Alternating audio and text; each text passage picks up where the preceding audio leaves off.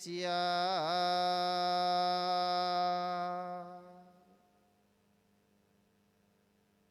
सतगुरु श्री गुरु नानक पातशाह जी ने सानू तीजी पौड़ी विच समझाउणा कीता है। गुरु जी आखदे हन, गावे को ताण होवे किसै ताण, गावे को दात जाने निशान।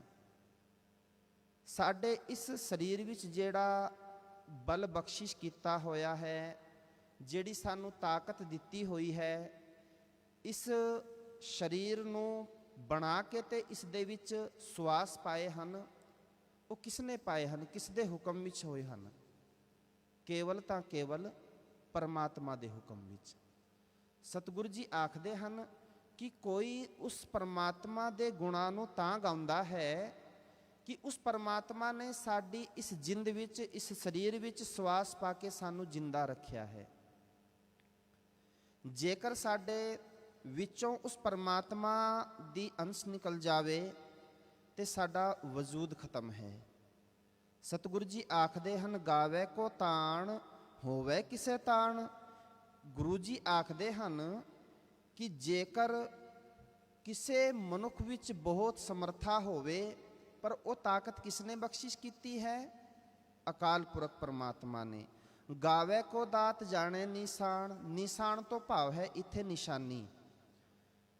वैसे सानू जेकर संसारक तौर ते आपां समाज विच विचरदे हां, सानू किसे वल्लों कोई गिफ्ट मिल जावे ते असी उसनू उसदी निशानी समझ के बड़े प्यार नाल सत्कार नाल सांभ के रखदे हां। ते इत्थों तक कि जेकर वो चीज़ साडे तो कोई मंग लवे ना कि मैनू दे दे, ते आपां अग्गों आखदे हां कि ना भाई ये चीज़ मैं तैनू नहीं दे सकदा। क्यों? क्योंकि ये मैनू किसे प्यारे वल्लों, मेरे प्यारे वल्लों मैनू गिफ्ट कीती हुई चीज़ है, मैं तैनू नहीं दे सकदा। पर कदे असी विचार कीती है कि परमात्मा ने सानू ये शरीर दे के कितना बड़ा गिफ्ट सानू दिता है? कितने जन्मां जन्मांतरां तो 84 लख जुन्ना भोगण तो उपरंत असी इस जीवन नू प्राप्त किया है। आपां पढ़दे हाँ ना शब्द वो, कई जन्म भय कीट पतंगा, कई जन्म गजमीन कुरंगा, कई जन्म पंखी सरप होयो, कई जन्म हैवर बिरख जोयो। पता नहीं केड़ी केड़ी जूनियां भूके सानू ये शरीर परमात्मा ने दिता है।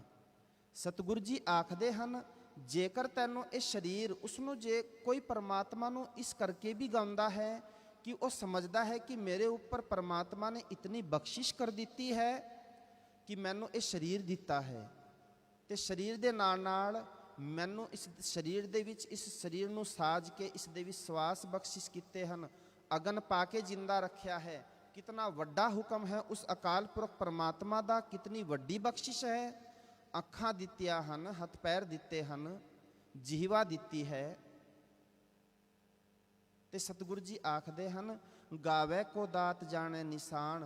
पर सानू भी उस अकाल पुरख परमात्मा दा शुक्र करना चाहिए कि पातशाह तू रहमत कीती है, अकाल पुरख वाहिगुरु, कि सानू इस शरीर विच जिंद पा के सानू जिंदया रखा है। ये भी उसकी दिती हुई एक दात है। गावे को गुण वडियाइयां चार। चार तो भाव इत्थे है सुंदर। कोई उसके गुणां नू, सुंदर गुणां नू महसूस करके अंदर अपने अंदर अनुभव करके गाउंदा है कि वो परमात्मा कितना सोहना है। असी जदों संसार विच विचरदे हाँ, बनस्पति देखते हाँ, एक दूजे नू देखते हाँ, तो ये किस दी घाड़त घड़ी हुई है? परमात्मा दी घड़ी हुई है। तो कई लोग इस दी उस परमात्मा दी कुदरत दी जिहड़ी कादर दी जिहड़ी कुदरत है उसनू देख के खुश होंदे हन कि परमात्मा तू कितना कुछ पैदा किया है। जे ये दरख्त ना होंदे तो सानू हवा कित्थों मिलनी सी, श्वास कित्थों आउणे सी। ते उस परमात्मा दा शुक्र करदियां होया कोई गाउंदा है, गावे को विद्या विखम विचार। वैसे साध संगत ध्यान देना, जदों असी कोई वड्डा कोर्स औखा बहुत मेहनत करके पढ़ाइयां करके कोई वड्डा कोर्स करिए ना, तो असी अरदास करन वास्ते गुरु जी का शुकराना करन आउंदे हाँ, क्योंकि औखी है पढ़ाई। ਪਰ ਜੇਕਰ ਸਤਿਗੁਰੂ ਜੀ ਦੀ ਰਹਿਮਤ ਹੋਵੇ ਨਾ ਤਾਂ ਇਹ ਸਾਰਾ ਕਾਰਜ ਹੁੰਦੇ ਹਨ। ਸਤਿਗੁਰੂ ਜੀ ਆਖਦੇ ਹਨ, ਗਾਵੇ ਕੋ ਵਿਦਿਆ ਵਿਖਮ ਵਿਚਾਰ। ਵਿਚਾਰ ਤੋਂ ਭਾਵ ਹੈ ਕਿ ਕੋਈ ਪਰਮਾਤਮਾ ਦੇ ਉਸ ਗੁਣਾਂ, ਪਰਮਾਤਮਾ ਦੇ ਗੁਣਾਂ ਨੂੰ ਤਾਂ ਗਾਉਂਦਾ ਹੈ ਕਿ ਪਰਮਾਤਮਾ ਨੇ ਉਸ ਨੂੰ ਇਤਨੀ ਸਮਰਥਾ, ਇਤਨੀ ਤਾਕਤ ਬਖਸ਼ਿਸ਼ ਕੀਤੀ ਹੈ ਕਿ ਉਹ ਵੱਡੇ ਵੱਡੇ ਵੇਦਾਂ ਦਾ ਵੀ ਵਖਿਆਨ ਕਰ ਲੈਂਦਾ ਹੈ। ਕਿਤਨੀ ਬਖਸ਼ਿਸ਼ ਹੋਏਗੀ। ਸਤਿਗੁਰੂ ਜੀ ਆਖਦੇ ਹਨ, ਗਾਵੇ ਕੋ ਗੁਣ ਵਡਿਆਈਆਂ ਚਾਰ, ਗਾਵੇ ਕੋ ਵਿਦਿਆ ਵਿਖਮ ਵਿਚਾਰ। ਚਾਰ ਤੋਂ ਭਾਵ ਇੱਥੇ ਚਾਰ ਨਹੀਂ ਹੈ। ਜਿੱਥੇ ਚਾਰ ਆਇਆ ਹੈ ਨਾ, ਜਿਵੇਂ ਕਿ ਚਾਰ ਕੁੰਟ ਦਹਿ ਦਿਸ ਭਰਮੇ, ਚਾਰ ਤੋਂ ਭਾਵ ਹੈ ਚਾਰ ਦਿਸ਼ਾਵਾਂ। ਥਕ ਆਏ ਪ੍ਰਭ ਕੀ ਸ਼ਾਮ, ਚਾਰ ਦਿਸ਼ਾਵਾਂ। ਇਸੇ ਤਰ੍ਹਾਂ ਆਪਾਂ ਆਖਦੇ ਹਾਂ ਚਾਰ ਪਦਾਰਥ ਜੇ ਕੋ ਮੰਗੈ। ਕਿਹੜੇ ਚਾਰ ਪਦਾਰਥ? ਧਰਮ, ਅਰਥ, ਕਾਮ, ਮੋਖ। ਉੱਥੇ ਚਾਰ ਦੀ ਗਿਣਤੀ ਕੀਤੀ ਗਈ ਹੈ, ਪਰ ਉੱਥੇ ਰਾਰੇ ਨੂੰ ਸਿਹਾਰੀ ਲੱਗੀ ਹੈ। ਇੱਥੇ ਚੱਚਾ ਕੰਨਾ ਰਾਰਾ ਮੁਕਤਾ ਹੈ। ਚਾਰ ਤੋਂ ਭਾਵ ਹੈ ਕਿ ਪਰਮਾਤਮਾ ਦੇ ਸੁੰਦਰ ਗੁਣਾਂ ਨੂੰ ਦੇਖ ਕੇ ਕੋਈ ਉਸ ਨੂੰ ਗਾਉਂਦਾ ਹੈ। ਸਤਿਗੁਰੂ ਜੀ ਆਖਦੇ ਹਨ, ਗਾਵੇ ਕੋ ਸਾਜ ਕਰੇ ਤਨਖੇ, ਗਾਵੇ ਕੋ ਜੀ ਲੈ ਫਿਰਦੇ। ਤੇ ਕਿਸੇ ਦੇ ਵਿੱਚ ਇਤਨੀ ਤਾਕਤ ਹੈ, ਕੋਈ ਹੈ ਇਤਨਾ ਸਮਰਥ ਕਿ ਸਾਨੂੰ ਪੈਦਾ ਕਰ ਸਕੇ? ਮਨੁੱਖ ਦੇ ਹੱਥ ਵਸ ਨਹੀਂ ਹੈ। ਤੇ ਸਤਿਗੁਰੂ ਜੀ ਆਖਦੇ ਹਨ, ਕੋਈ ਉਸ ਦੇ ਗੁਣਾਂ ਨੂੰ ਤਾਂ ਗਾਉਂਦਾ ਹੈ ਕਿ ਉਸ ਅਕਾਲ ਪੁਰਖ ਪਰਮਾਤਮਾ ਨੇ ਸਾਡਾ ਇਹ ਸਰੀਰ ਬਣਾਇਆ ਹੈ, ਇਸ ਸਰੀਰ ਨੂੰ ਪੈਦਾ ਕੀਤਾ ਹੈ, ਪੈਦਾ ਕਰਕੇ ਤੇ ਇਸ ਨੂੰ ਖਤਮ ਕਰਨਾ ਵੀ ਉਹੀ ਜਾਣਦਾ ਹੈ ਕਿਵੇਂ ਕਰਨਾ ਹੈ। ਸਤਿਗੁਰੂ ਜੀ ਆਖਦੇ ਹਨ ਕਿ ਕੋਈ ਮਨੁੱਖ ਇਵੇਂ ਕਰਕੇ ਗਾਉਂਦਾ ਹੈ ਉਸ ਅਕਾਲ ਪੁਰਖ ਪਰਮਾਤਮਾ ਨੂੰ ਕਿ ਉਸ ਅਕਾਲ ਪੁਰਖ ਨੇ ਸਾਨੂੰ ਇਹ ਸਰੀਰ ਬਣਾ ਕੇ ਇਸ ਦੇ ਵਿੱਚ ਸਵਾਸ ਪਾਏ ਹਨ, ਫਿਰ ਸੁਆਹ ਕਰ ਦਿੰਦਾ ਹੈ, ਖਤਮ ਕਰ ਦਿੰਦਾ ਹੈ। ਤੇ ਕੋਈ ਇਵੇਂ ਗਾਉਂਦਾ ਹੈ, ਗਾਵੇ ਕੋ ਜੀ ਲੈ ਫਿਰਦੇ ਹੈ, ਤੇ ਸਵਾਸ ਲੈ ਕੇ ਫਿਰ ਦੂਜੇ ਵਿੱਚ ਪਾ ਦਿੰਦਾ ਹੈ। ਕਿਤਨਾ ਵੱਡਾ ਹੈ ਉਹ ਅਕਾਲ ਪੁਰਖ ਹਰੀ ਪਰਮਾਤਮਾ। ਤੇ ਸਤਿਗੁਰੂ ਜੀ ਆਖਦੇ ਹਨ, ਕਥਨਾ ਕਥੀ ਨਾ ਆਵੇ ਟੋਟ, ਕਥ ਕਥ ਕਥੀ ਕੋਟੀ ਕੋਟ ਕੋਟ। ਕੋਟ ਤੋਂ ਭਾਵ ਹੈ ਇੱਥੇ ਹਜ਼ਾਰ। ਕੋਟ ਕਰਮ ਕਰੈ ਹੋ ਧਾਰੇ, ਸ਼ਰਮ ਪਾਵੇ ਸਗਲੇ ਬਿਰਥਾਰੇ। ਇੱਥੇ ਵੀ ਹਜ਼ਾਰ ਦੀ ਗੱਲ ਕੀਤੀ ਗਈ ਹੈ। ਪਰ ਕਈ ਥਾਵਾਂ ਤੇ ਗੁਰਬਾਣੀ ਵਿੱਚ ਕੋਟ ਕਿਲੇ ਵਾਸਤੇ ਵੀ ਵਰਤਾ ਗਿਆ ਹੈ। ਕਿਲਾ ਜਿਸ ਨੂੰ ਆਖਦੇ ਹਾਂ ਆਪਾਂ ਕੋਟ, ਜਿਵੇਂ ਲੰਕਾਸਾ ਕੋਟ ਸਮੁੰਦਸੀ ਖਾਈ, ਇੱਥੇ ਵੀ ਕੋਟ ਲਫ਼ਜ਼ ਆਇਆ ਹੈ। ਗੁਰਬਾਣੀ ਦੇ ਵਿੱਚ ਇੱਕੋ ਹੀ ਤਰੀਕੇ ਦੇ ਨਾਲ ਬਹੁਤ ਲਫ਼ਜ਼ ਆਏ ਹਨ, ਪਰ ਉਹਨਾਂ ਦੇ ਅਰਥ ਅਲੱਗ ਅਲੱਗ ਹਨ। ਜਿਵੇਂ ਆਪਾਂ ਅੱਜ ਸਵੇਰ ਦਾ ਹੁਕਮਨਾਮਾ ਹਰ ਜਨ, ਕੱਲ ਹੁਕਮਨਾਮਾ ਆਇਆ ਸੀ, ਹਰ ਜਨ ਰਾਮ ਨਾਮ ਗੁਣ ਗਾਵੇ। ਗੁਣ ਧਿਆਨ ਦੇਣਾ, ਗੁਣ ਗਾਵੇ। ਜੇ ਕੋਈ ਨਿੰਦ ਕਰੇ ਹਰ ਜਨ ਕੀ, ਆਪਣਾ ਗੁਣ ਨਾ ਗਵਾਵੇ। ਦੋ ਵਾਰੀ ਗੁਣ ਲਫ਼ਜ਼ ਆਇਆ ਹੈ। ਕਿਉਂ ਆਇਆ ਹੈ? ਪਰ ਅਰਥ ਅਲੱਗ ਅਲੱਗ ਨੇ। ਕਿਉਂ ਨੇ? ਹਰ ਜਨ ਪਰਮਾਤਮਾ ਦਾ ਜਿਹੜਾ ਭਗਤ ਜਨ ਹੈ, ਭਗਤ ਹੈ, ਉਹ ਪਰਮਾਤਮਾ ਦੇ ਗੁਣਾਂ ਨੂੰ ਗਾਉਂਦਾ ਹੈ, ਗੁਣ ਗਾਵੇ। ਜਦੋਂ ਅਸੀਂ ਗੁਰਬਾਣੀ ਨੂੰ ਧਿਆਨ ਨਾਲ ਪੜ੍ਹਦੇ ਹਾਂ ਨਾ, ਜਿੱਥੇ ਔਂਕੜ ਲੱਗਾ ਹੈ, ਸਿਹਾਰੀ ਲੱਗੀ ਹੋਈ ਹੈ, ਤੇ ਇਹਨਾਂ ਦੇ ਕੁਝ ਮਤਲਬ ਨੇ। ਜਿਵੇਂ ਹਰ ਜਨ ਰਾਮ ਨਾਮ ਗੁਣ, ਗੱਗਾ ਔਂਕੜ ਨੰਨਾ ਮੁਕਤਾ ਹੋਏਗਾ ਕਿਉਂਕਿ ਬਹੁਵਚਨ ਹੈ। ਪਰ ਇਹ ਸਾਧ ਸੰਗਤ ਜਦੋਂ ਅਸੀਂ ਧਿਆਨ ਨਾਲ, ਗੁਣ ਤੋਂ ਭਾਵ ਹੈ ਕਿ ਪਰਮਾਤਮਾ ਦੇ ਬੇਅੰਤ ਗੁਣਾਂ ਨੂੰ ਗਾਉਂਦਾ ਹੈ। ਜਿਵੇਂ ਗਾਵੇ ਕੋ ਗੁਣ ਵਡਿਆਈਆਂ ਚਾਰ, ਬੇਅੰਤ ਗੁਣ ਹਨ, ਸੁੰਦਰ ਗੁਣਾਂ ਨੂੰ ਗਾਉਂਦਾ ਹੈ। ਹਰ ਜਨ ਰਾਮ ਨਾਮ ਗੁਣ ਗਾਵੇ, ਜੇ ਕੋਈ ਨਿੰਦ ਕਰੇ ਹਰ ਜਨ ਕੀ। ਪਰ ਧਿਆਨ ਦੇਣਾ, ਜੇਕਰ ਉਸ ਬੰਦੇ ਦੀ ਕੋਈ ਜਿਤਨੀ ਮਰਜ਼ੀ ਨਿੰਦਾ ਕਰਦਾ ਪਿਆ ਹੋਵੇ, ਆਪਣਾ ਗੁਣ ਨਾ ਗਵਾਵੇ। ਇੱਥੇ ਗੱਗਾ ਔਂਕੜ ਨੰਨੇ ਨੂੰ ਵੀ ਔਂਕੜ ਹੈ ਕਿਉਂਕਿ ਇੱਕ ਵਚਨ ਹੈ। ਇਸ ਗੁਣ ਤੋਂ ਭਾਵ ਹੈ ਸੁਭਾਅ, ਆਪਣਾ ਸੁਭਾਅ ਨਹੀਂ ਤਿਆਗਦਾ, ਕਿਉਂਕਿ ਮਨੁੱਖ ਦਾ ਤੇ ਸੁਭਾਅ ਹੈ ਨਾ, ਬਦਲਦਾ ਹੈ ਬਾਰ-ਬਾਰ। ਅੱਜ ਕੁਛ ਹੋ ਰਿਹਾ, ਕੱਲ ਨੂੰ ਕੁਛ ਹੋ ਰਿਹਾ। ਪਰ ਜਿਹੜਾ ਹਰੀ ਦਾ ਜਨ ਹੈ, ਪਰਮਾਤਮਾ ਦਾ ਭਗਤ ਹੈ, ਗੁਰਮੁਖ ਹੈ, ਪਿਆਰਾ ਹੈ, ਸਿੱਖ ਹੈ, ਖਾਲਸਾ ਹੈ, ਸਚਿਆਰ ਹੈ, ਉਹ ਪਰਮਾਤਮਾ ਦੇ ਗੁਣਾਂ ਨੂੰ ਗਾਉਂਦਾ ਹੈ, ਪਰ ਕਿਸੇ ਦੇ ਨਿੰਦਾ ਕਰਨ ਤੇ ਛੱਡਦਾ ਨਹੀਂ ਹੈ। ਜੇ ਕੋਈ ਉਸ ਦੀ ਪਈ ਨਿੰਦਾ ਕਰਦਾ ਰਵੇ, ਭਗਤ ਕਬੀਰ ਜੀ ਨੇ ਤੇ ਆਖਿਆ ਸੀ ਨਾ, ਨਿੰਦੋ ਨਿੰਦੋ ਮੋਕੋ ਲੋਗ ਨਿੰਦੋ, ਕਿ ਕਰੋ ਮੇਰੀ ਨਿੰਦਾ। ਸਤਿਗੁਰੂ ਜੀ ਆਖਦੇ ਹਨ, ਕਥਨਾ ਕਥੀ ਨਾ ਆਵੇ ਟੋਟ, ਕਥ ਕਥ ਕਥੀ ਕੋਟੀ ਕੋਟ ਕੋਟ।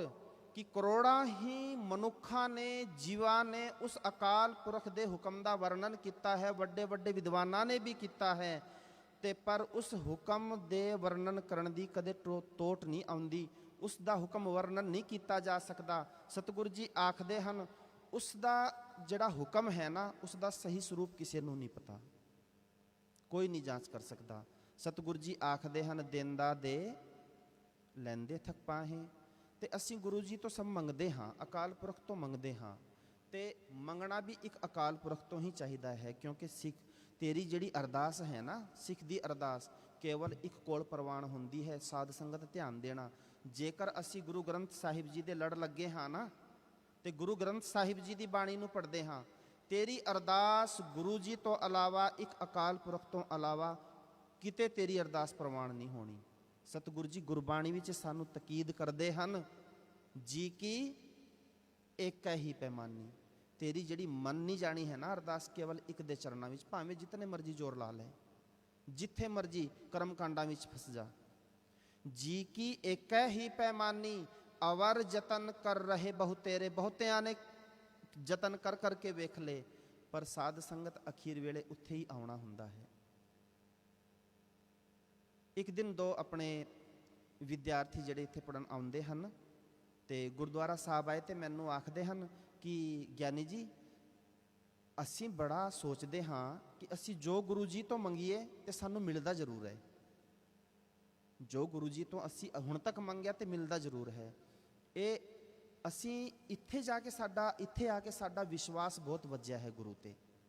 ਤੇ ਮੈਂ ਉਹਨਾਂ ਨੂੰ ਕਹਿੰਦਾ ਹਾਂ, ਮੇਰੇ ਵਿਚਾਰ ਨਾਲ, ਮੈਂ ਕਿਹਾ ਮੇਰੀ ਤੇ ਸਮਝ ਇਹ ਪੈਂਦੀ ਹੈ ਕਿ ਜੇਕਰ ਅਸੀਂ ਇੱਥੇ ਆ ਕੇ ਮੰਗਦੇ ਹਾਂ ਨਾ, ਅਸੀਂ ਸਾਰਾ ਭਰੋਸਾ ਆਪਣਾ ਗੁਰੂ ਤੇ ਟਿਕਾਇਆ ਹੋਇਆ ਹੈ ਕਿ ਗੁਰੂ, ਅਸੀਂ ਪਰਦੇਸ ਵਿੱਚ ਆਏ, ਤੇਰੇ ਤੋਂ ਇਲਾਵਾ ਕੋਈ ਨਹੀਂ ਹੈ, ਕੋਈ ਨਹੀਂ ਹੈ, ਤੇ ਹੈ ਵੀ ਨਹੀਂ। ਜੀ ਕੀ ਇੱਕ ਹੀ ਪੈਮਾਨੀ, ਅਵਰ ਯਤਨ ਕਰ ਰਹੇ ਬਹੁਤੇਰੇ, ਤਿੰਨ ਤਿਲ ਨਹੀਂ ਕੀਮਤ ਜਾਨੀ। ਤੂੰ ਜਿਤਨੇ ਮਰਜੀ ਹੋਰ ਬਥੇਰੇ ਯਤਨ ਕਰ ਲੈ, ਲੋਕਾਂ ਨੇ ਕਰਕੇ ਵੀ ਵੇਖ ਲਏ ਨੇ, ਪਰ ਤੇਰੀ ਤਿਲ ਮਾਤਰ ਕੀਮਤ ਨਹੀਂ ਪੈਣੀ, ਕਿਤੇ ਵੀ ਨਹੀਂ ਪੈਣੀ, ਗੁਰੂ ਜੀ ਤੇ ਦਰ ਤੋਂ ਇਲਾਵਾ ਜਾਂ ਇੱਕ ਅਕਾਲ ਪੁਰਖ ਤੋਂ ਇਲਾਵਾ। ਸਤਿਗੁਰੂ ਜੀ ਆਖਦੇ ਹਨ, ਦੇਂਦਾ ਦੇ, ਉਹ ਦਿੰਦਾ ਹੈ, ਬਖਸ਼ਿਸ਼ਾਂ ਕਰਦਾ ਹੈ, ਬਹੁਤ ਬਖਸ਼ਿਸ਼ਾਂ, ਕਿਉਂਕਿ ਬਖਸ਼ਿਸ਼ਾਂ ਦਾ ਖਜ਼ਾਨਾ ਹੈ। ਦੇਂਦਾ ਦੇ ਲੈਂਦੇ ਥਕ ਪਾਹੇ, ਅਸੀਂ ਲੈ ਲੈ ਕੇ ਥਕ ਜਾਂਦੇ ਹਾਂ, ਰੋਜ਼ ਮੰਗਦੇ ਹਾਂ ਗੁਰੂ ਤੋਂ, ਤੇ ਗੁਰੂ ਜੀ ਦਿੰਦੇ ਵੀ ਹਨ। ਪਰ ਸਾਧ ਸੰਗਤ ਧਿਆਨ ਦੇਣਾ, ਜੇ ਗੁਰੂ ਜੀ ਦੇ ਲੜ ਲੱਗੀ ਹੈ ਨਾ, ਗੁਰੂ ਜੀ ਦੀ ਬਾਣੀ ਨੂੰ ਪੜ੍ਹੀਏ, ਤੇ ਗੁਰੂ ਜੀ ਸਾਨੂੰ ਮੰਗਣ ਦੀ ਵੀ ਜਾਂਚ ਦੱਸਦੇ ਹਨ, ਤੂੰ ਕੀ ਮੰਗਣਾ ਹੈ। ਮੰਗੋ ਦਾਨ ਠਾਕੁਰ ਨਾਮ, ਅਵਰ ਕਛੂ ਤੇਰੇ ਸੰਗ ਨਾ ਚਾਲੈ, ਮਿਲੇ ਕਿਰਪਾ ਗੁਣਗਾਮ। ਕਿ ਤੂੰ ਮੰਗਣਾ ਹੈ ਨਾ, ਤੇ ਪਰਮਾਤਮਾ ਦਾ, ਠਾਕੁਰ ਦਾ ਨਾਮ ਮੰਗ, ਤੇ ਨਾਮ ਵਿੱਚ ਹੀ ਸਾਰਾ ਕੁਝ ਹੈ, ਸਭ ਵਡਿਆਈਆਂ ਹਰ ਨਾਮ ਵਿੱਚ, ਗੁਰੂ ਜੀ ਤੇ ਆਖਦੇ ਹਨ। ਪਰ ਸਾਡਾ ਭਰੋਸਾ ਕਦੋਂ ਬਣੇਗਾ? ਇਹੀ ਆਖਦੇ ਹਾਂ ਨਾ ਆਪਾਂ ਕਿ ਉਸ ਦੇ ਨਾਮ ਵਿੱਚ ਸਾਰੀਆਂ ਵਡਿਆਈਆਂ ਹਨ। ਗੁਰੂ ਜੀ ਆਖਦੇ ਹਨ ਕਿ ਤੂੰ ਜਦੋਂ ਮੰਗਣਾ ਹੈ ਨਾ, ਕੇਵਲ ਇੱਕ ਪਰਮਾਤਮਾ ਤੋਂ ਮੰਗਣਾ ਹੈ, ਪਰ ਮੰਗਣ ਦੀ ਜਾਂਚ ਵੀ ਦੱਸਦੇ ਹਨ। ਮੰਗਣਾ ਮੰਗਨ ਨੀਕਾ, ਨੀਕਾ ਤੋਂ ਭਾਵ ਹੈ ਸਭ ਤੋਂ ਚੰਗੀ ਮੰਗ ਕਿਹੜੀ ਹੈ? ਹਰ ਜਸ ਗੁਰ ਤੇ ਮੰਗਣਾ, ਗੁਰੂ ਜੀ ਦਾ ਜਸ ਮੰਗ ਲਈਏ, ਉਸ ਦੇ ਵਿੱਚ ਹੀ ਸਾਰੀਆਂ ਵਡਿਆਈਆਂ, ਸਾਰੀਆਂ ਬਖਸ਼ਿਸ਼ਾਂ, ਸਾਰੀਆਂ ਰਹਿਮਤਾਂ ਹਨ। ਸਤਿਗੁਰੂ ਜੀ ਬਖਸ਼ਿਸ਼ ਕਰਦੇ ਹਨ, ਦੇਂਦਾ ਦੇ ਲੈਂਦੇ ਥਕ ਪਾਹੇ। ਉਹ ਪਰਮਾਤਮਾ ਸਾਨੂੰ ਦਾਤਾਂ ਦੇ ਰਿਹਾ ਹੈ, ਦੇ ਰਿਹਾ ਹੈ, ਅਸੀਂ ਮੰਗਦੇ ਹਾਂ। ਸਾਡੇ ਤੋਂ ਪਹਿਲਾਂ ਪਤਾ ਨਹੀਂ ਕਿਤਨੇ ਮੰਗ ਕੇ ਚਲੇ ਗਏ ਨੇ, ਤੇ ਸਾਡੇ ਤੋਂ ਬਾਅਦ ਵੀ ਆ ਕੇ ਮੰਗਣਾ ਹੈ, ਪਰ ਉਸ ਦੇ ਖਜ਼ਾਨੇ ਵਿੱਚ ਕਮੀ ਨਹੀਂ ਹੋਣੀ। ਕਿਉਂ? ਪ੍ਰਤਪਾਲੈ, ਪਰਮਾਤਮਾ ਸਾਡੀ ਪ੍ਰਤਪਾਲਨਾ ਕਰਦਾ ਹੈ। ਅਪਿਆਉ ਦੇ, ਸਾਨੂੰ ਖਾਣ ਨੂੰ ਚੰਗੇ ਚੰਗੇ ਭੋਜਨ ਦਿੰਦਾ ਹੈ। ਕੱਛ ਊਨ ਨਾ ਹੋਈ, ਊਨ ਤੋਂ ਭਾਵ ਹੈ ਉਸ ਦੇ ਖਜ਼ਾਨੇ ਵਿੱਚ ਕਦੇ ਕੋਈ ਤੋਟ ਨਹੀਂ ਆਉਂਦੀ, ਖਤਮ ਨਹੀਂ ਹੁੰਦਾ ਖਜ਼ਾਨਾ। ਸਾਡੇ ਕੋਲ ਅਸੀਂ ਜਿਤਨਾ ਮਰਜ਼ੀ ਧਨ ਦੌਲਤ ਇਕੱਠਾ ਕਰ ਲਈਏ, ਪਰ ਕਈ ਵਾਰੀ ਸਾਨੂੰ ਖਰਚ ਕਰਦੇ ਕਰਦੇ ਇਹ ਫਿਕਰ ਪੈ ਜਾਂਦਾ, ਇਹ ਮਾਇਆ ਹੁਣ ਖਤਮ ਹੋ ਚੱਲੀ ਹੈ। ਜਿਹੜਾ ਮਨੁੱਖ ਕੋਲ ਹੈ ਨਾ, ਉਹ ਖਤਮ ਹੀ ਹੁੰਦਾ ਜਾ ਰਿਹਾ ਹੈ, ਸਵਾਸ ਵੀ ਖਤਮ ਹੁੰਦੇ ਜਾ ਰਹੇ ਹਨ। ਪਰ ਉਸ ਦਾ ਖਜ਼ਾਨਾ ਕਿੰਨਾ ਵੱਡਾ ਹੈ। ਪ੍ਰਤਪਾਲੈ, ਪ੍ਰਤਪਾਲਨਾ ਕਰਦਾ ਹੈ। ਅਪਿਆਵ ਦੇ, ਸਾਨੂੰ ਚੰਗੇ ਚੰਗੇ ਭੋਜਨ ਦਿੰਦਾ ਹੈ। ਕਿੱਥੋਂ ਮਿਲਦੇ ਹਨ ਸਾਨੂੰ? ਕੁਦਰਤ ਦੀ ਬਖਸ਼ਿਸ਼ ਹੈ, ਪਰਮਾਤਮਾ ਦੀ ਬਖਸ਼ਿਸ਼ ਹੈ। ਕੱਛ ਊਨ ਨਾ ਹੋਈ, ਉਸ ਦੇ ਖਜ਼ਾਨੇ ਵਿੱਚ ਤੇ ਕੋਈ ਕਮੀ ਨਹੀਂ ਹੁੰਦੀ। ਸਾਸ ਸਾਸ ਸੰਭਾਲਤਾ, ਉਹ ਹਰ ਸਵਾਸ ਦੇ ਨਾਲ ਸਾਡੀ ਸਾਂਭ ਕਰ ਰਿਹਾ ਹੈ। ਕਦੇ ਸੋਚਿਆ ਅਸੀਂ ਰਾਤ ਨੂੰ ਸੋ ਜਾਂਦੇ ਹਾਂ ਤੇ ਸਵਾਸ ਕਿਵੇਂ ਆਉਂਦੇ ਹਨ ਸਾਨੂੰ? ਕਦੇ ਅਸੀਂ ਸੌਣ ਲੱਗਿਆ ਇਹ ਸੋਚਿਆ ਕਿ ਸਵੇਰੇ ਕੀ ਹੋਏਗਾ? ਉਹ ਪਰਮਾਤਮਾ ਸਾਨੂੰ ਸਵਾਸ ਦੇ ਰਿਹਾ ਹੈ। ਜਦੋਂ ਅਸੀਂ ਚੱਲਦੇ ਹਾਂ ਨਾ, ਤੁਰਦੇ ਹਾਂ, ਤੇ ਇੱਕ ਕਦਮ ਪੁੱਟਦੇ ਹਾਂ, ਦੂਜਾ ਆਪੇ ਹੀ ਤੁਰ ਪੈਂਦਾ ਹੈ। ਕਿਉਂ? ਸਾਨੂੰ ਸੋਚਣਾ ਪੈਂਦਾ ਹੈ? ਨਹੀਂ, ਪਰਮਾਤਮਾ ਬੈਠਾ ਹੈ, ਉਸਦਾ ਹੁਕਮ ਵਰਤ ਰਿਹਾ ਹੈ। ਸਤਿਗੁਰੂ ਜੀ ਆਖਦੇ ਹਨ, ਜੁਗਾਂ ਜੁਗੰਤਰ ਖਾਹੀ ਖਾਏ, ਹੁਕਮੀ ਹੁਕਮ ਚਲਾਏ ਰਾਹੋ। ਕਿਉਂਕਿ ਉਹ ਹੁਕਮੀ ਜਿਹੜਾ ਹੈ ਨਾ, ਇੱਕ ਅਕਾਲ ਪੁਰਖ ਤੇਰੇ ਅੰਦਰ ਬੈਠ ਕੇ ਹੁਕਮ ਕਰ ਰਿਹਾ ਹੈ। ਸਤਿਗੁਰੂ ਜੀ ਆਖਦੇ ਹਨ ਕਿ ਹੁਕਮ ਵਾਲੇ ਰੱਬ ਦਾ ਹੀ ਹੁਕਮ ਸਾਰੇ ਸੰਸਾਰ ਵਿੱਚ ਚੱਲ ਰਿਹਾ ਹੈ। ਮਨੁੱਖ ਜਿਤਨਾ ਮਰਜੀ ਹੱਥ ਪੈਰ ਮਾਰ ਲੇ, ਮਨੁੱਖ ਦੇ ਹੱਥ ਵਸ ਕੁਛ ਨਹੀਂ ਹੈ।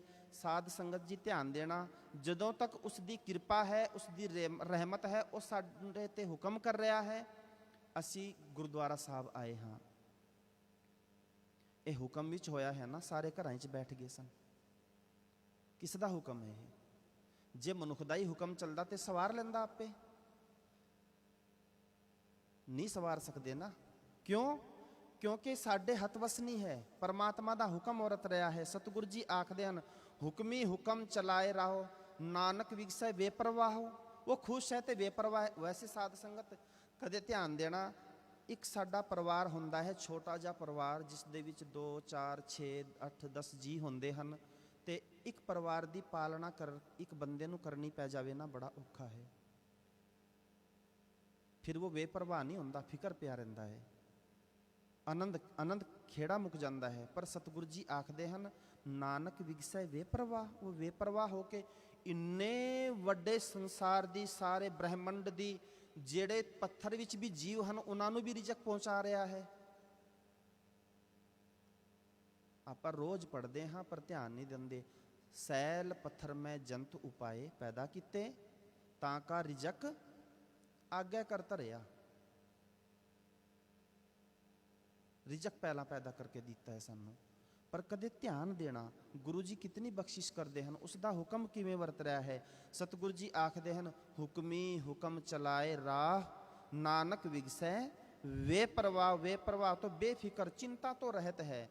ਔਰ ਸਾਧ ਸੰਗਤ, ਜੇਕਰ ਅਸੀਂ ਚਿੰਤਾ ਤੋਂ ਰਹਿਤ ਹੁਕਮੀ ਜਿਹੜਾ ਹੈ ਨਾ, ਅਕਾਲ ਪੁਰਖ ਪਰਮਾਤਮਾ ਹੈ, ਉਸ ਦੇ ਨਾਲ ਜੁੜਾਂਗੇ, ਗੁਰੂ ਦੇ ਨਾਲ ਜੁੜਾਂਗੇ, ਤੇ ਚਿੰਤਾ ਤੋਂ ਰਹਿਤ ਵੀ ਹੋ ਜਾਵਾਂਗੇ।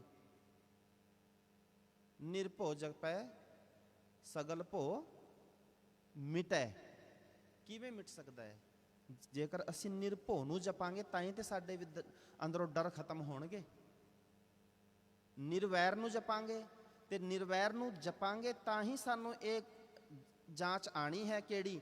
ਅਵਲ ਅੱਲਹ ਨੂਰ ਉਪਾਇਆ, ਕੁਦਰਤ ਕੇ ਸਭ ਬੰਦੇ, ਏਕ ਨੂਰ ਤੇ ਸਭ ਜਗ ਉਪਜਿਆ, ਕੌਣ ਭਲੇ ਕੋ ਮੰਦੇ। ਲੋਕਾ ਭਰਮ ਨਾ ਭੁੱਲੋ ਭਾਈ, ਖਾਲਕ ਖਲਕ ਖਲਕ ਮੈਂ ਖਾਲਕ, ਪੂਰ ਰਹਿਓ ਸਰਬ ਠਾਈ। ਉਹ ਪਰਮਾਤਮਾ ਇੱਥੇ ਹੀ ਵਸਦਾ ਹੈ, ਸਾਰਿਆਂ ਵਿੱਚ ਵਸਦਾ ਹੈ। ਪਰ ਨਿਰਵੈਰ ਨਾਲ ਜੁੜਾਂਗੇ ਤਾਂ। ਗੁਰੂ ਜੀ ਇਤਨੀ ਮਹਾਨ ਬਾਣੀ ਸਾਨੂੰ ਉਚਾਰਨ ਕਰਕੇ ਦਿੱਤੀ ਹੈ ਨਾ, ਤੇ ਸਿੱਖ ਨੂੰ ਇਹ ਇੱਕ ਹੁਕਮ ਹੈ ਗੁਰੂ ਜੀ ਵੱਲੋਂ ਕਿ ਤੇਰੇ ਘਰ ਵਿੱਚ ਜਪਜੀ ਕਦੇ ਖਤਮ ਨਹੀਂ ਹੋਣਾ ਚਾਹੀਦਾ ਹੈ। ਜੇ ਤੂੰ ਘਰ ਵਿੱਚ ਜਪਜੀ ਨੇ ਨਾ ਪੜ੍ਹਦਾ, ਸਮਝ ਤੂੰ ਗੁਰੂ ਨਾਨਕ ਦੇ ਨਾਲ ਗੱਲਬਾਤ ਖਤਮ ਕਰ ਦਿੱਤੀ ਹੈ, ਬੋਲ ਚਾਲ ਖਤਮ ਕਰ ਦਿੱਤੀ ਹੈ। ਸਤਿਗੁਰੂ ਜੀ ਆਖਦੇ ਹਨ, ਹੁਕਮੀ ਹੁਕਮ ਚਲਾਏ ਰਾਹ, ਨਾਨਕ ਵਿਗਸੈ ਬੇਪਰਵਾਹ। ਪ੍ਰਭੂ ਦੇ ਵੱਖ ਵੱਖ ਕੰਮ ਉਹ ਆਪ ਹੀ ਕਰ ਰਿਹਾ ਹੈ, ਤੇ ਆਪ ਹੀ ਹੁਕਮ ਰੂਪ ਵਿੱਚ ਹੋ ਕੇ ਸਾਰਿਆਂ ਵਿੱਚ ਵਰਤ ਰਿਹਾ ਹੈ। ਸਤਿਗੁਰੂ ਜੀ ਆਖਦੇ ਹਨ, ਸਾਚਾ ਸਾਹਿਬ, ਉਹ ਪਰਮਾਤਮਾ ਸੱਚਾ ਹੈ। ਸਾਧ ਸੰਗਤ ਧਿਆਨ ਦੇਣਾ, ਸਾਚਾ ਸਾਹਿਬ, ਜਦੋਂ ਇਹ ਸਾਹਿਬ ਲਫ਼ਜ਼ ਪੜ੍ਹਾਂਗੇ ਨਾ ਆਪਾਂ, ਗੁਟਕੇ ਵਿੱਚ ਦੇਖਣਾ ਆਪਾਂ ਘਰਾਂ ਵਿੱਚ ਜਾ ਕੇ, ਸਾਹਿਬ ਦੇ ਬੱਬੇ ਨੂੰ ਨਾ ਔਂਕੜ ਹੈ। ਜਿਵੇਂ ਆਦ ਸੱਚ, ਚੱਚੇ ਦੇ ਥੱਲੇ ਵੀ ਔਂਕੜ ਹੈ। ਕਿਉਂ ਹੈ? ਸੱਚਾ, ਸੱਚ ਕੇਵਲ ਇੱਕ ਹੈ, ਇਸਦਾ ਮਤਲਬ ਹੈ ਇੱਕ ਵਚਨ। ਕਿਉਂ? ਆਦ ਸੱਚ। ਜਦੋਂ ਇਹ ਸ੍ਰਿਸ਼ਟੀ ਪੈਦਾ ਵੀ ਨਹੀਂ ਸੀ ਹੋਈ ਨਾ, ਉਹ ਉਦੋਂ ਵੀ ਸੱਚ ਸੀ। ਕੌਣ? ਇੱਕ ਅਕਾਲ ਪੁਰਖ ਪਰਮਾਤਮਾ। ਜੇਕਰ ਸੱਚ ਦੇ ਥੱਲੇ, ਚੱਚੇ ਥੱਲੇ ਔਂਕੜ ਨਾ ਹੁੰਦਾ, ਤੇ ਇਸ ਦਾ ਮਤਲਬ ਹੋ ਜਾਂਦਾ ਬਹੁਤ ਸਾਰੇ ਪਰਮਾਤਮਾ ਹਨ ਜਿਹੜੇ ਸੱਚ ਹਨ। ਨਹੀਂ, ਪਰਮਾਤਮਾ ਕੇਵਲ ਇੱਕ ਹੈ, ਕਿਉਂਕਿ ਸਾਨੂੰ ਇੱਕ ਨਾਲ ਜੋੜਿਆ, ਇੱਕ ਓੰਕਾਰ, ਜਿਹੜਾ ਸਾਰਿਆਂ ਵਿੱਚ ਇੱਕ ਰਸ ਵਿਆਪਕ ਹੈ। ਲਗਾਤਾਰ ਸਾਡੇ ਵਿੱਚ ਵਰਤ ਰਿਹਾ ਹੈ। ਉਹ ਪਰਮਾਤਮਾ ਇਵੇਂ ਨਹੀਂ ਹੈ ਕਿ ਹੁਣ ਉਹ ਮੇਰੇ ਅੰਦਰ ਮੌਜੂਦ ਹੈ ਤੇ ਹੁਣ ਕਿਸ ਤੁਹਾਡੇ ਅੰਦਰ ਨਹੀਂ ਹੈ। ਉਹ ਲਗਾਤਾਰ ਹੈ, ਇੱਕ ਰਸ ਵਿਆਪਕ ਹੈ ਸਾਰਿਆਂ ਦੇ ਵਿੱਚ, ਕਣ ਕਣ ਦੇ ਵਿੱਚ ਵਿਆਪਕ ਹੈ। ਸਤਿਗੁਰੂ ਜੀ ਆਖਦੇ ਹਨ, ਸਾਚਾ ਸਾਹਿਬ ਸਾਚ ਨਾਏ। ਇੱਥੇ ਹੈ ਨਿਆਂ ਤੋਂ ਭਾਵ ਹੈ ਇੱਥੇ ਉਸ ਦਾ ਫੈਸਲਾ, ਉਸ ਦਾ ਇਨਸਾਫ, ਕਿ ਉਹ ਪਰਮਾਤਮਾ ਦਾ ਜਿਹੜਾ ਇਨਸਾਫ ਹੈ ਨਾ ਸੱਚਾ ਹੈ। ਭਾਖਿਆ ਭਾਉ ਅਪਾਰ, ਉਸ ਦੀ ਬੋਲੀ ਵੀ ਮਿੱਠੀ ਹੈ। ਆਪਾਂ ਸ਼ਬਦ ਪੜ੍ਹਦੇ ਹਾਂ, ਮਿੱਠ ਬੋਲੜਾ ਜੀ ਹਰ ਸੱਜਣ ਸੁਆਮੀ ਮੋਰਾ, ਕਿ ਉਹ ਮੇਰਾ ਪਰਮਾਤਮਾ ਜਿਹੜਾ ਹੈ ਨਾ ਮਿੱਠ ਬੋਲੜਾ ਹੈ, ਪਰ ਸਾਡੇ ਰਸਨਾ ਤੇ ਕੁੜੱਤਣ ਹੈ, ਅਤ ਦੀ ਕੁੜੱਤਣ ਹੈ। ਅਸੀਂ ਆਪਣੇ ਨਾਲ ਦੇ ਨੂੰ ਦੇਖ ਕੇ ਖੁਸ਼ ਨਹੀਂ ਹਾਂ। ਜੇਕਰ ਮੈਨੂੰ ਮੇਰੇ ਭਰਾ ਨੇ, ਮੇਰੀ ਭੈਣ ਨੇ, ਮੇਰੇ ਮਿੱਤਰ ਨੇ, ਮੇਰੇ ਰਿਸ਼ਤੇਦਾਰ ਨੇ ਮੈਨੂੰ ਕੁਝ ਗੱਲ ਆਖ ਦਿੱਤੀ ਹੈ ਤੇ ਮੈਂ ਜਦੋਂ ਤੱਕ ਉਸ ਨੂੰ ਦੋ ਗੱਲਾਂ ਨਾ ਸੁਣਾਵਾਂ ਤੇ ਮੇਰੇ ਅੰਦਰ ਥੋੜ੍ਹੀ ਠੰਡ ਪੈਣੀ ਹੈ, ਨਹੀਂ ਠੰਡ ਪੈਂਦੀ ਹੈ। ਪਰ ਬਾਬਾ ਫਰੀਦ ਜੀ ਆਖਦੇ ਹਨ, ਫਰੀਦਾ ਜੋ ਤੈ ਮਾਰਨ ਮੁੱਕੀਆਂ ਤਿਨਾ ਨਾ ਮਾਰੇ ਘੁੰਮ, ਆਪਨੜੇ ਘਰ ਜਾਈਏ ਪੈਰ ਤਿਨਾ ਦੇ ਚੁੰਮ। ਕਿਉਂਕਿ ਸੱਜਣ ਜਿਹੜਾ ਸਾਡਾ ਹੈ ਨਾ, ਪਰਮਾਤਮਾ ਜਿਹੜਾ ਸਾਡਾ, ਜਿਸ ਨੂੰ ਅਸੀਂ ਨਮਸਕਾਰ ਕਰੇ, ਮਿੱਠ ਬੋਲੜਾ ਹੈ, ਭਾਖਿਆ ਭਾਉ ਅਪਾਰ, ਪਿਆਰ ਵਾਲੀ ਬੋਲੀ ਜਾਣਦਾ ਹੈ ਉਹ, ਅਸੀਂ ਨਹੀਂ ਜਾਣਦੇ। ਸਤਿਗੁਰੂ ਜੀ ਆਖਦੇ ਹਨ, ਸਾਚਾ ਸਾਹਿਬ ਸਾਚ ਨਾਏ, ਭਾਖਿਆ ਭਾਉ ਅਪਾਰ, ਆਖੈ ਮੰਗਹਿ ਦੇਹ ਦੇਹ। ਕਈ ਵਾਰੀ ਆਪਾਂ ਜਦੋਂ ਜਿਵੇਂ ਗਾਵੇ ਕੋ ਤਾਣ ਹੈ ਨਾ ਪੌੜੀ, ਉੱਥੇ ਵੱਵੇ ਨੂੰ ਦੋ ਮਾਤਰਾਵਾਂ ਲੱਗੀਆਂ ਹੋਈਆਂ ਹਨ ਦੁਲਾਵਾਂ, ਪਰ ਕਈ ਵਾਰੀ ਆਪਾਂ ਗਾਵੇ ਪੜ ਜਾਂਦੇ ਹਾਂ, ਗਾਵੇ ਨਹੀਂ, ਗਾਵੇ ਕੋ ਨਹੀਂ, ਗਾਵੇ ਕੋ, ਗਾਵੇ ਕੋ, ਗਾਵੇ। ਇੱਥੇ ਜਿਵੇਂ ਆਖੈ ਹਲ ਅੱਗੇ ਲੱਗਿਆ ਹੋਇਆ ਹੈ ਅਖੀਰ 'ਚ, ਆਖੈ ਮੰਗਹਿ ਦੇਹ ਦੇ, ਦਾਤ ਕਰੇ ਦਾਤਾਰ। ਕੋਸ਼ਿਸ਼ ਕਰੀਏ, ਮੁਬਾਰਕ ਹੈ ਆਪਾਂ ਜਦੋਂ ਨਿਤਨੇਮ ਕਰਦੇ ਹਾਂ, ਬਹੁਤ ਮੁਬਾਰਕ ਹੈ, ਬਹੁਤ ਪਿਆਰ ਨਾਲ ਕਰਦੇ ਹੋ ਆਪ ਸਾਰੇ, ਪਰ ਸਾਧ ਸੰਗਤ ਰੋਜ਼ਾਨਾ ਇਹ ਵੀ ਕੋਸ਼ਿਸ਼ ਕਰਨੀ ਹੈ, 1 ਮਿੰਟ ਵੀ ਨਹੀਂ ਲੱਗਦਾ ਕਿ ਅੱਜ ਅਸੀਂ ਇੱਕ ਤੁਕ ਨੂੰ ਨਿਤਨੇਮ ਤੋਂ ਬਾਅਦ ਇੱਕ ਪਹਿਲੀ ਤੁਕ ਨੂੰ ਪਿਆਰ ਨਾਲ ਪੜ੍ਹੀਏ ਤੇ ਉਹ ਤੁਕ ਸਾਡੇ ਦਿਮਾਗ ਵਿੱਚ ਰਵੇ ਪੂਰੇ ਦਿਨ। ਅਸੀਂ ਕਿਚਨ 'ਚ ਭੈਣਾਂ ਮਾਤਾਵਾਂ ਰਸੋਈ 'ਚ ਕੰਮ ਕਰਦੀਆਂ ਹਨ, ਉਹ ਤੁਕ ਮਨ 'ਚ ਚਲਦੀ ਰਵੇ, ਕਿਤਨੀ ਬਖਸ਼ਿਸ਼ ਹੋਏਗੀ। ਸਾਡੇ ਜਿਹੜੇ ਰੋਗ ਵੀ ਖਤਮ ਹੋਣਗੇ, ਬਾਣੀ ਦੀ ਬਰਕਤ ਹੋਏਗੀ ਨਾ। ਅਸੀਂ ਸੋਚਦੇ ਨਹੀਂ, ਗੁਰੂ ਦੇ ਸਿੱਖ ਹਾਂ ਅਸੀਂ। ਸਤਿਗੁਰੂ ਜੀ ਆਖਦੇ ਹਨ, ਸਾਚਾ ਸਾਹਿਬ ਸਾਚ ਨਾਏ, ਭਾਖਿਆ ਭਾਉ ਅਪਾਰ, ਆਖੈ ਮੰਗਹਿ ਦੇਹ ਦੇ, ਦਾਤ ਕਰੇ ਦਾਤਾਰ। ਸਤਿਗੁਰੂ ਜੀ ਆਖਦੇ ਹਨ ਕਿ ਉਹ ਮਿੱਠ ਬੋਲੜਾ ਹੈ, ਉਹ ਪ੍ਰੀਤਮ ਪਰਮਾਤਮਾ ਜਿਹੜਾ ਹੈ ਉਹ ਇਤਨਾ ਮਿੱਠਾ ਹੈ, ਸਦਾ ਥਿਰ ਰਹਿਣ ਵਾਲਾ ਹੈ, ਤੇ ਕਦੇ ਵੀ ਉਸ ਪਰਮਾਤਮਾ ਤੋਂ ਇਲਾਵਾ ਐਸਾ ਕੋਈ ਨਹੀਂ ਹੈ ਜਿਹੜਾ ਸਾਡੇ ਜੀਵਨ ਵਿੱਚ ਮਿਠਾਸ ਭਰ ਸਕੇ। ਸਤਿਗੁਰੂ ਜੀ ਆਖਦੇ ਹਨ, ਆਖੈ ਮੰਗਹਿ ਦੇਹ ਦੇਹ, ਕਿ ਉਸ ਪਰਮਾਤਮਾ ਤੋਂ ਅਸੀਂ ਆਖ ਕੇ ਮੰਗ ਕੇ ਥੱਕ ਜਾਂਦੇ ਹਾਂ। ਸਤਿਗੁਰੂ ਜੀ ਆਖਦੇ ਹਨ, ਅਕਾਲ ਪੁਰਖ ਸਦਾ ਥਿਰ ਰਹਿਣ ਵਾਲਾ ਹੈ, ਉਸ ਦਾ ਨਿਯਮ ਵੀ ਸਦਾ ਅਟਲ ਹੈ, ਉਸ ਦੇ ਬੋਲੀ ਜਿਹੜੀ ਹੈ ਉਹ ਪ੍ਰੇਮ ਵਾਲੀ ਹੈ, ਪਿਆਰ ਵਾਲੀ ਹੈ, ਨਿਮਰਤਾ ਵਾਲੀ ਬੋਲੀ ਹੈ ਉਸ ਦੀ, ਪਰਮਾਤਮਾ ਦੀ। ਤੇ ਸਤਿਗੁਰੂ ਜੀ ਆਖਦੇ ਹਨ ਕਿ ਸਾਰੇ ਹੀ ਜੀਵ ਉਸ ਪਾਸੋਂ ਦਾਤਾ ਮੰਗਦੇ ਹਨ, ਉਹ ਦੇਈ ਜਾਂਦਾ ਹਨ। ਤੇ ਸਤਿਗੁਰੂ ਜੀ ਆਖਦੇ ਹਨ, ਉਹ ਦਾਤਾਰ ਸਾਨੂੰ ਬਖਸ਼ਿਸ਼ ਕਰਦਾ ਹੈ, ਬਖਸ਼ਿਸ਼ ਕਰਦਾ ਹੈ। ਫਿਰ ਸਤਿਗੁਰੂ ਜੀ ਆਖਦੇ ਹਨ ਕਿ ਜੇਕਰ ਉਹ ਪਰਮਾਤਮਾ ਇਤਨਾ ਮਿੱਠ ਬੋਲੜਾ ਹੈ, ਫੇਰ ਕੇ ਅੱਗੇ ਰੱਖੀਏ, ਮੈਂ ਉਸ ਦੇ ਅੱਗੇ ਕੀ ਅਰਪਣ ਕਰਾਂ, ਕੀ ਭੇਟਾ ਦੇਵਾਂ ਉਸ ਨੂੰ, ਫੇਰ ਕੇ ਅੱਗੇ ਰੱਖੀਏ, ਜਿਤ ਦਿਸੈ ਦਰਬਾਰ, ਕਿ ਮੈਨੂੰ ਉਸ ਦੇ ਦੀਦਾਰ ਹੋ ਜਾਣ, ਉਸ ਦੇ ਦੀਦਾਰ ਹੋ ਜਾਣ। ਕੀ ਅਰਪਣ ਕਰੀਏ ਉਸ ਨੂੰ? ਸਤਿਗੁਰੂ ਜੀ ਆਖਦੇ ਹਨ, ਸਤਿਗੁਰੂ ਜੀ ਆਖਦੇ ਹਨ, ਫੇਰ ਕੇ ਅੱਗੇ ਰੱਖੀਏ, ਜਿਤ ਦਿਸੈ ਦਰਬਾਰ, ਮੂੰਹੋਂ ਕੇ ਬੋਲਣ ਬੋਲੀਏ। ਮੈਂ ਕਿਹੜੇ ਬਚਨ ਬੋਲਾਂ?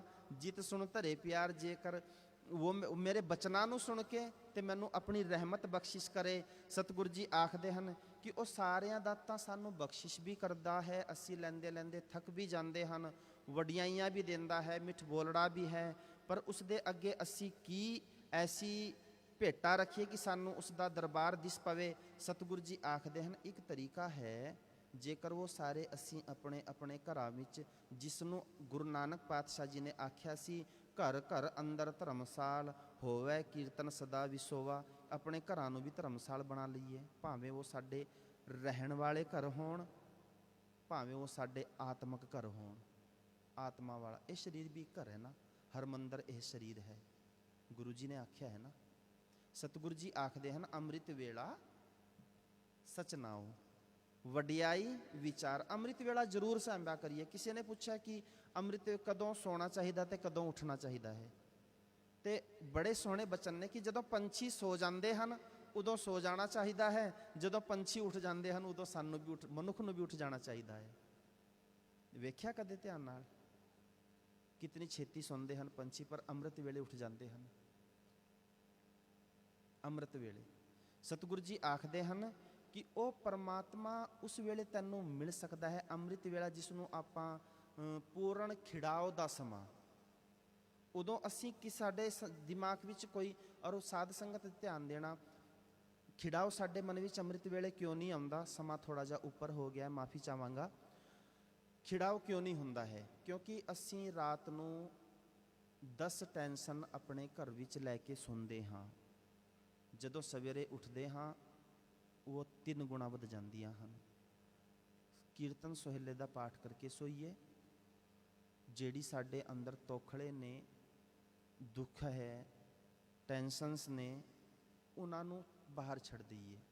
ਜਦੋਂ ਅਸੀਂ ਬਾਹਰ ਛੱਡਾਂਗੇ ਨਾ, ਕੋਸ਼ਿਸ਼ ਕਰੀਏ, ਕੋਸ਼ਿਸ਼ ਕਰਨਾ ਸਾਡਾ ਫਰਜ਼ ਹੈ। ਗੁਰੂ ਜੀ ਨੂੰ ਹਾਜ਼ਰ ਨਾਜ਼ਰ ਜਾਣ ਕੇ ਜਦੋਂ ਕੋਸ਼ਿਸ਼ ਕਰਾਂਗੇ ਨਾ, ਤੇ ਗੁਰੂ ਜੀ ਨੇ ਰਹਿਮਤ ਕਰਨੀ ਹੈ। ਸੋਹਿਲਾ ਸਾਹਿਬ ਜੀ ਦਾ ਪਾਠ ਕਰਕੇ ਰਾਤ ਨੂੰ ਸੋਈਏ, ਅਰਦਾਸ ਕਰਕੇ ਸੋਈਏ, ਤੇ ਅੰਮ੍ਰਿਤ ਵੇਲਾ ਆਪੇ ਸਾਂਭ ਹੋਣਾ ਹੈ। ਗੁਰੂ ਜੀ ਆਪ ਬਾਂਹ ਫੜ ਕੇ ਉਠਾਉਂਦੇ ਹਨ, ਭਾਈ ਚੱਲ ਨਿਤਨੇਮ ਦਾ ਵੇਲਾ ਹੋ ਗਿਆ ਹੈ। ਪਰ ਅਸੀਂ ਕੋਸ਼ਿਸ਼ ਨਹੀਂ ਕਰਦੇ। ਸਤਿਗੁਰੂ ਜੀ ਆਖਦੇ ਹਨ, ਅੰਮ੍ਰਿਤ ਵੇਲਾ ਸਚਨਾਓ ਵਡਿਆਈ ਵਿਚਾਰ, ਕਰਮੀ ਆਵੇ ਕਪੜਾ। ਕਿਹੜਾ ਕਪੜਾ? ਕਿਹੜਾ ਬਖਸ਼ਿਸ਼ ਕਰਦਾ ਹੈ ਕਪੜਾ? ਜਿਸ ਦੇ ਨਾਲ ਸਾਡੀ ਪਤਲ ਕੱਜੀ ਜਾਣੀ ਹੈ। ਪ੍ਰੇਮ ਪਟੋਲਾ ਤਹਿਸੈ ਦਿੱਤਾ, ਢੱਕਣ ਕੂ ਪਤ ਮੇਰੀ। ਜੇਕਰ ਉਸ ਪਰਮਾਤਮਾ ਦੇ ਨਾਮ ਦੀ ਵਡਿਆਈਆਂ ਦੀ ਵਿਚਾਰ ਕਰੀਏ, ਗੁਣਾਂ ਨੂੰ ਗਾਈਏ, ਸਵੇਰੇ ਉੱਠ ਕੇ ਵਾਹਿਗੁਰੂ ਵਾਹਿਗੁਰੂ ਆਖੀਏ, ਮੂਲ ਮੰਤਰ ਦਾ ਪਾਠ ਕਰੀਏ, ਜਪਜੀ ਸਾਹਿਬ ਸੁਣੀਏ। ਜੇ ਨਹੀਂ ਕਰ ਸਕਦੇ ਹੋ ਤੇ ਸੁਣੋ। ਬੱਚਿਆਂ ਨੂੰ ਵੀ ਸਿਖਾਈਏ, ਬੱਚਿਆਂ ਨੂੰ, ਛੋਟੇ ਬੱਚੇ, ਉਹਨਾਂ ਨੂੰ ਵੀ, ਚਲੋ ਤੁਸੀਂ ਉੱਠੇ ਹੋ, ਇੱਕ ਵਾਰੀ ਮੂਲ ਮੰਤਰ ਦਾ ਪਾਠ ਸਾਰੇ ਰਲ ਕੇ ਕਰੀਏ। ਸੌਣ ਵੇਲੇ ਬੱਚਿਆਂ ਨੂੰ ਸਿਖਾਈਏ। ਕੌਣ ਸਿਖਾਏਗਾ? ਸਾਡੇ ਫਰਜ਼ ਹਨ ਇਹ। ਸਤਿਗੁਰੂ ਜੀ ਆਖਦੇ ਹਨ, ਕਰਮੀ, ਜੇਕਰ ਸਾਡੀ ਰਾਤ ਸੁਹਾਵਣੀ ਹੈ ਨਾ, ਸੁਹੇਲੀ ਹੈ, ਸੋਹਣੀ ਹੈ, ਤੇ ਅੰਮ੍ਰਿਤ ਵੇਲਾ ਆਪਣੇ ਆਪ ਸੁਹਾਵਣਾ ਹੋਣਾ ਹੈ। ਕਿਉਂਕਿ ਉਹ ਤੇ ਪੂਰਨ ਖਿੜਾਓ ਦਾ ਸਮਾਂ ਹੁੰਦਾ ਹੈ। ਮਨੁੱਖ ਆਮ ਤੌਰ ਤੇ ਜਦੋਂ ਵਿਚਰਦਾ ਹੈ ਨਾ ਦੁਨੀਆ ਵਿੱਚ, ਉਸ ਨੂੰ ਕੁਝ ਲੋਕ ਐਸੇ ਮਿਲ ਜਾਂਦੇ ਹਨ, ਉਹਨਾਂ ਦੀ ਟੈਨਸ਼ਨ ਲੈ ਲੈਂਦਾ ਹੈ, ਕੁਝ ਆਪਣੀ ਦੇ ਦਿੰਦਾ ਹੈ। ਇਵੇਂ ਹੀ ਹੈ ਨਾ। ਤੇ ਕੁਝ ਦੁਨੀਆ ਦੇ ਦੁੱਖਾਂ ਨੂੰ ਦੇਖ ਕੇ ਮਨੁੱਖ ਥੋੜਾ ਤੰਗ ਹੁੰਦਾ ਹੈ। ਪਰ ਸਤਿਗੁਰੂ ਜੀ ਆਖਦੇ ਨੇ, ਅੰਮ੍ਰਿਤ ਵੇਲਾ ਸਾਂਭਿਆ ਕਰ, ਕਰਮੀ ਆਵੇ ਕਪੜਾ, ਨਦਰੀ ਮੋਖ ਦੁਆਰ। ਜਦੋਂ ਪੂਰਨ ਖਿੜਾਓ ਦਾ ਸਮਾਂ ਹੁੰਦਾ ਹੈ ਨਾ, ਤੇਰਾ ਮਨ ਵੀ ਖਿੜਿਆ ਹੋਣਾ ਚਾਹੀਦਾ ਹੈ, ਘਰ ਵਿੱਚ ਵੀ ਖਿੜਾਓ ਹੋਣਾ ਚਾਹੀਦਾ ਹੈ, ਪਰਿਵਾਰ ਵਿੱਚ ਵੀ ਖਿੜਾਓ ਹੋਣਾ ਚਾਹੀਦਾ ਹੈ। ਬੱਚਿਆਂ ਨਾਲ ਵੀ, ਬੱਚਿਆਂ ਨੂੰ ਦੱਸਣਾ ਚਾਹੀਦਾ ਹੈ, ਅੰਮ੍ਰਿਤ ਵੇਲਾ ਹੋ ਗਿਆ, ਉਠੋ ਭਾਈ। ਅੰਮ੍ਰਿਤ ਵੇਲੇ ਅਸੀਂ ਕੋਸ਼ਿਸ਼ ਕਰੀਏ ਹੌਲੀ ਹੌਲੀ। ਸਤਿਗੁਰੂ ਜੀ ਆਖਦੇ ਹਨ ਕਿ ਇਸ ਤਰ੍ਹਾਂ ਪ੍ਰਭੂ ਦੀ ਮਿਹਰ ਨਾਲ ਉਹ ਸਿਫਤ ਸਲਾਹ ਦਾ ਜਿਹੜਾ ਕੱਪੜਾ ਹੈ ਨਾ, ਪਰਮਾਤਮਾ ਦਾ ਪਟੋਲਾ, ਜਿਸ ਨੂੰ ਆਪਾਂ ਆਖਦੇ ਹਾਂ ਪ੍ਰੇਮ ਪਟੋਲਾ, ਤਹਿਸੇ ਦਿੱਤਾ ਢੱਕਣ ਕੋ ਪਤ ਮੇਰੀ, ਦਾਨਾ ਬਿਨਾ ਸਾਈ ਮਹਿੰਡਾ ਨਾਨਕ, ਸਾਰ ਨਾ ਜਾਣਾ ਤੇਰੀ। ਉਹ ਪ੍ਰੇਮ ਦਾ ਜਿਹੜਾ ਪਟੋਲਾ ਹੈ ਨਾ, ਕਰਮੀ ਆਵੇ ਕਪੜਾ, ਰਹਿਮਤ ਦਾ ਕਪੜਾ, ਸਿਫਤ ਸਲਾਹ ਦਾ ਕਪੜਾ, ਨਦਰੀ ਮੋਖ ਦੁਆਰ। ਉਸ ਦੀ ਕਿਰਪਾ ਨਾਲ ਮਿਲਣਾ ਹੈ, ਤੇ ਉਸ ਦੀ ਕਿਰਪਾ ਨਾਲ ਨਾਨਕ ਐਵੇਂ ਜਾਣੀਏ ਸਭ ਆਪੇ ਸਚਿਆਰ। ਇਸ ਤਰੀਕੇ ਦੇ ਨਾਲ ਜਦੋਂ ਤੂੰ ਕਰੇਗਾ ਨਾ ਉਸ ਪਰਮਾਤਮਾ ਦੀ ਸਿਫਤ ਸਲਾਹ, ਫਿਰ ਤੈਨੂੰ ਆਏਗਾ ਸਮਝ ਕਿ ਉਹ ਸਚਿਆਰਾ ਹੋਈ ਹੈ, ਕਿ ਉਹ ਕੂੜਾ ਟੁੱਟੇ ਪਾਲ। ਜਿਹੜੀ ਤੇਰੇ ਤੇ ਪਰਮਾਤਮਾ ਦੇ ਗੁਰੂ ਦੇ ਵਿੱਚ ਜਿਹੜੀ ਕੰਧ ਸੀ, ਕੂੜ ਕਬਾੜ ਦੀ, ਕੂੜ ਦੀ, ਝੂਠ ਦੀ, ਨਿੰਦਾ ਦੀ, ਈਰਖਾ ਦੀ, ਦੁਐਸ ਦੀ, ਚੁਗਲੀ ਦੀ, ਕੰਨ ਖੜੇ ਹੋ ਜਾਂਦੇ ਹਨ ਸਾਡੇ ਜਦੋਂ ਕਿਸੇ ਦੀ ਚੁਗਲੀ ਕਰੀਏ। ਪਰ ਜਦੋਂ ਕਿਸੇ ਨੂੰ ਆਖੀਏ ਚੰਗੀ ਗੱਲ, ਫਿਰ ਅਸੀਂ ਧਿਆਨ ਨਹੀਂ ਦਿੰਦੇ, ਧਿਆਨ ਨਹੀਂ ਦਿੰਦੇ। ਸਤਿਗੁਰੂ ਜੀ ਆਖਦੇ ਹਨ, ਨਾਨਕ ਐਵੇਂ ਜਾਣੀਏ ਸਭ ਆਪੇ ਸਚਿਆਰ, ਕਿ ਜੇਕਰ ਤੂੰ ਇਸ ਪਰਮਾਤਮਾ ਦੀ ਜਿਹੜਾ ਸਿਫਤ ਸਲਾਹ ਦਾ ਕਪੜਾ ਧਾਰਨ ਕਰ ਲਏਗਾ, ਅੰਮ੍ਰਿਤ ਵੇਲੇ ਉੱਠ ਕੇ ਜਪੇਗਾ, ਪਰਮਾਤਮਾ ਦੀ ਨਾਮ ਦੀ ਸਿਫਤ ਸਲਾਹ ਕਰੇਗਾ, ਸਤਿਗੁਰੂ ਜੀ ਆਖਦੇ ਹਨ ਤੈਨੂੰ ਇਸ ਤਰੀਕੇ ਦੇ ਨਾਲ ਉਹ ਪਰਮਾਤਮਾ ਜਿਹੜਾ ਬੰਦ ਖਲਾਸੀ ਕਰਨ ਵਾਲਾ ਹੈ, ਸਾਨੂੰ ਮੁਕਤ ਕਰਨ ਵਾਲਾ ਹੈ, ਤੇ ਪਰਮਾਤਮਾ ਦੀ ਪਾਵਨ ਦ੍ਰਿਸ਼ਟ ਦੇ ਨਾਲ, ਸ਼ੁਭ ਦ੍ਰਿਸ਼ਟ ਦੇ ਨਾਲ, ਕਿਰਪਾ ਦੇ ਨਾਲ ਸਤਿਗੁਰੂ ਜੀ ਆਖਦੇ ਹਨ, ਨਾਨਕ ਐਵੇਂ ਜਾਣੀਐ। ਇਸ ਤਰ੍ਹਾਂ ਤੈਨੂੰ ਸਮਝ ਆ ਜਾਏਗੀ ਕਿ ਉਹ ਅਕਾਲ ਪੁਰਖ ਹੋਂਦ ਵਾਲਾ ਜਿਹੜਾ ਹੈ ਪਰਮਾਤਮਾ, ਉਹ ਸਭ ਥਾਈਂ ਭਰਪੂਰ ਹੈ, ਸਾਰਿਆਂ ਵਿੱਚ ਭਰਪੂਰ ਹੈ। ਸਤਿਗੁਰੂ ਜੀ ਆਖਦੇ ਹਨ, ਕੋਈ ਦਾਨ ਪੁੰਨ ਕਰਨ ਨਾਲ, ਮਾਇਕ ਭੇਟ ਕਰਨ ਨਾਲ ਪੇਸ ਉਸ ਦੀ ਜਿਹੜੀ ਦੁਵਿਥ ਹੈ ਨਾ ਪਰਮਾਤਮਾ ਦੀ ਤੇ ਬੰਦੇ ਦੀ, ਉਹ ਨਹੀਂ ਮਿਟਦੀ। ਕਿਉਂ? ਕਿਉਂਕਿ ਉਹ ਪਰਮਾਤਮਾ ਦੀ ਦਿੱਤੀਆਂ ਹੋਈਆਂ ਹੀ ਦਾਤਾਂ ਹਨ ਨਾ ਸਾਨੂੰ ਸਾਰੀਆਂ। ਵੈਸੇ ਸਾਧ ਸੰਗਤ ਧਿਆਨ ਦੇਣਾ, ਅਸੀਂ ਗੁਰੂ ਜੀ ਨੂੰ ਕੁਝ ਭੇਟਾ ਅਰਪਣ ਕਰਦੇ ਹਾਂ, ਤੇ ਜਦੋਂ ਭੇਟਾ ਅਰਪਣ ਕਰ ਦਿੰਦੇ ਹਾਂ ਤੇ ਇੱਕ ਵਾਰੀ ਭੇਟਾ ਅਰਪਣ ਕਰ ਦਿੱਤੀ ਹੈ, ਫਿਰ ਚੁੱਕਦੇ ਨਹੀਂ ਆ। ਕੁਝ ਵੀ ਆਪਾਂ ਗੁਰੂ ਦੇ ਲੰਗਰਾਂ ਵਾਸਤੇ ਰਸਦ ਭੇਟਾ ਕਰਦੇ ਹਾਂ, ਪਰ ਵਾਪਸ ਘਰ ਨਹੀਂ ਲੈ ਕੇ ਜਾਂਦੇ ਹਾਂ ਚੁੱਕ ਕੇ। ਪਰ ਇੱਕ ਚੀਜ਼ ਹੈ ਜਿਹੜੀ ਅਸੀਂ ਗੁਰੂ ਨੂੰ ਅਰਪਣ ਵੀ ਕਰਦੇ ਹਾਂ ਤੇ ਚੁੱਕ ਕੇ ਵੀ ਵਾਪਸ ਲੈ ਜਾਂਦੇ ਹਾਂ। ਕਿਹੜੀ? ਸਾਡਾ ਮੱਥਾ। ਮੱਤ ਰੋਜ਼ ਆ ਕੇ ਮੱਥਾ ਟੇਕਦੇ ਹਾਂ, ਚੁੱਕ ਕੇ ਵਾਪਸ ਲਿਜਾ ਲੈਂਦੇ ਹਾਂ। ਕਦੇ ਅਰਪਣ ਕੀਤੀ ਹੈ ਗੁਰੂ ਨੂੰ ਮੱਤ ਆਪਣੀ? ਜੇ ਗੁਰੂ ਦੇ ਅੱਗੇ ਆਪਾਂ ਆਪ ਨੂੰ ਸਮਰਪਿਤ ਕਰੀਏ ਤਾਂ ਗੁਰੂ ਜੀ ਨੇ ਰਹਿਮਤ ਕਰਨੀ ਹੈ। ਸਤਿਗੁਰੂ ਜੀ ਆਖਦੇ ਹਨ ਕਿ ਉਸ ਪ੍ਰਭੂ ਦੇ ਨਾਲ ਅੰਮ੍ਰਿਤ ਵੇਲੇ ਉੱਠ ਕੇ ਗੱਲਾਂ ਕਰੀਏ, ਵਿਚਾਰ ਕਰੀਏ, ਤੇ ਪਰਮਾਤਮਾ ਜਿਸ ਦੀ ਬਰਕਤ ਨਾਲ ਉਸ ਨੂੰ ਹਰ ਥਾਵੇਂ, ਹਰ ਵਿੱਚ, ਭਾਵੇਂ ਉਹ ਭਰਾ ਹੋਵੇ, ਪੁੱਤਰ ਹੋਵੇ, ਧੀ ਹੋਵੇ, ਰਿਸ਼ਤੇਦਾਰ ਹੋਣ, ਸਾਰਿਆਂ ਵਿੱਚ ਇਹ ਨਜ਼ਰ ਆਏਗਾ ਕਿ ਉਹ ਅਕਾਲ ਪੁਰਖ ਪਰਮਾਤਮਾ ਸਭ ਥਾਈਂ ਮੌਜੂਦ ਹੈ, ਸਾਰਿਆਂ ਵਿੱਚ ਵਸਦਾ ਹੈ। ਅਕਾਲ ਪੁਰਖ ਬਖਸ਼ਿਸ਼ਾਂ ਕਰਨ, ਸਾਨੂੰ ਅੰਮ੍ਰਿਤ ਵੇਲੇ ਜਾਗਣ ਦੀ ਜਾਂਚ ਆ ਜਾਵੇ। ਜਾਂਚ ਕੀ ਆ ਜਾਵੇ? ਗੁਰੂ ਜੀ ਆਪਣੇ ਆਪ ਸਾਨੂੰ ਆਪਣਾ ਪੱਲਾ ਫੜਾ ਦੇਣ। ਕਿਉਂ ਚੱਲੈ ਗੁਰ ਚਾਲੀ? ਸਤਿਗੁਰੂ ਜੀ ਨੇ ਪੁੱਛਿਆ ਨਾ, ਕਿਉਂ ਚੱਲੈ ਗੁਰ ਚਾਲੀ, ਕਿ ਤੇਰੇ ਦੱਸੇ ਹੋਏ ਮਾਰਗ ਤੇ ਕਿਵੇਂ ਚੱਲੀਏ? ਸਤਿਗੁਰ ਦਇਆ ਕਰੇ ਸੁਖ ਦਾਤਾ, ਹਮ ਲਾਵੈ ਆਪਨ ਪਾਲੀ। ਸਤਿਗੁਰੂ ਜੀ ਤੁਸੀਂ ਰਹਿਮਤ ਕਰੋ, ਸਾਨੂੰ ਆਪਣੇ ਪੱਲੇ ਨਾਲ ਜੋੜ ਲਵੋ। ਰਾਤ ਨੂੰ ਅਰਦਾਸ ਬੇਨਤੀ ਕਰਕੇ ਸੋਇਆ ਕਰੀਏ ਜੀ। ਆਓ, ਸਮਾਂ ਜ਼ਿਆਦਾ ਹੋ ਚੁੱਕਿਆ ਹੈ, ਹੁਣ ਸਮਾਪਤੀ ਹੈ ਜੀ। ਭੁੱਲ ਚੁੱਕ ਦੀ ਖਿਮਾ ਜੀ। ਵਾਹਿਗੁਰੂ ਜੀ ਕਾ ਖਾਲਸਾ, ਵਾਹਿਗੁਰੂ ਜੀ ਕੀ ਫਤਿਹ। ਤੂੰ ਠਾ